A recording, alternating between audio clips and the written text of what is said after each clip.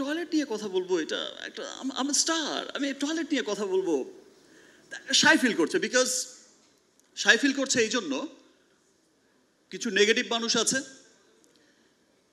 তিনি ভাবছেন, সে স্টারটা ভাবছেন সেই নেগেটিভ মানুষটা একটু পরেই তাকে একটা ব্যাড কমেন্টস করে বসবে, 10টা ব্যাড কমেন্টস আসবে যে টয়লেট স্টার কি কথা বলছে, টয়লেটের প্রোগ্রামেও যেতে হবে।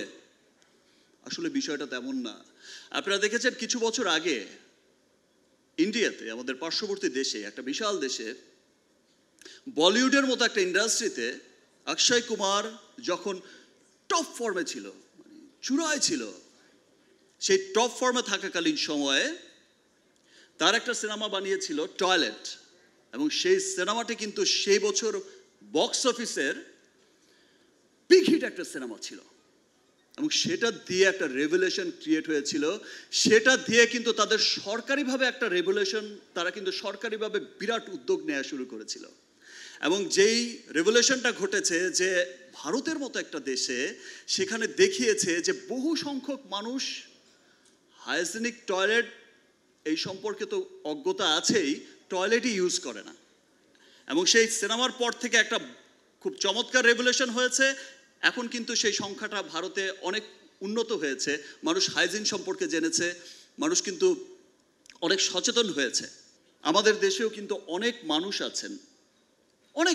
আছেন যে দরিদ্র মানুষ আছেন, যারা সুবিধাবঞ্চিত মানুষ আছেন, যারা তারা হাইজেনিক টয়লেট ব্যবহার, আসলে বিষয়টা তাদের কাছে খুব দুষ্প্রাপ্যের একটা ব্যাপার হয়ে যায়। আবার অনেকেই আছেন যারা আমরা সলভেন, তারা হচ্ছে যে হাইজেনিক একটা টয়লেট ইউজ করতে হবে সেই বিষয়ে কিন্তু অনেক অজ্ঞতা আছে। টয়লেট ক্লিনার, টয়লেট একটা তো হলেই হলো। বাট দেখেন, মানুষের রোগ কিন্তু এই টয়লেট থেকেই কিন্তু, এই যে একটু আগে অপি করিম বলে গেল, আপনাদের প্রিয়, এই যে সবাই বললেন স্বপ্ন এখনো দেখে অপিকে নিয়ে। সো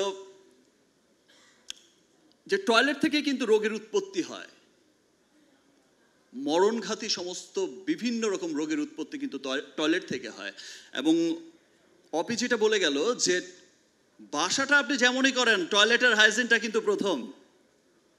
সো যারা সুবিধাবঞ্চিত মানুষ আছে, সিয়াম অ্যাজ এ ব্র্যান্ড অ্যাম্বাসেডর এখানে ঘোষণা দিয়ে গেল যে আমরা যারা বন্যা কবলিত যারা আছে তাদের জন্য টাইলক্সের পক্ষ থেকে আমরা তাদের জন্য সুন্দর টয়লেট নির্মাণ করব। ব্যাপারটা শুধু তাই নয়, শুধুমাত্র বন্যা কবলিত নয়, সমস্ত পুরো দেশে। আজকে যে ডিক্লেয়ারটা লেখা তো ছিল আমি বলবো, বাট আমার যেই বন্ধুরা এখানে এসেছে সবাই এত এক্সাইটেড যে সবাই কিন্তু ব্যাপারটা বলে দিয়েছে।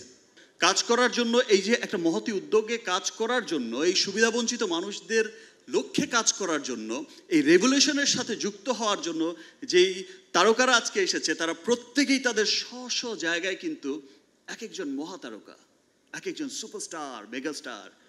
তারা কিন্তু সেই নেগেটিভ কে কি বলবে, কে কি কমেন্টস করবে, সেই সমস্ত বিষয়কে উপেক্ষা করে কিন্তু নিজেদের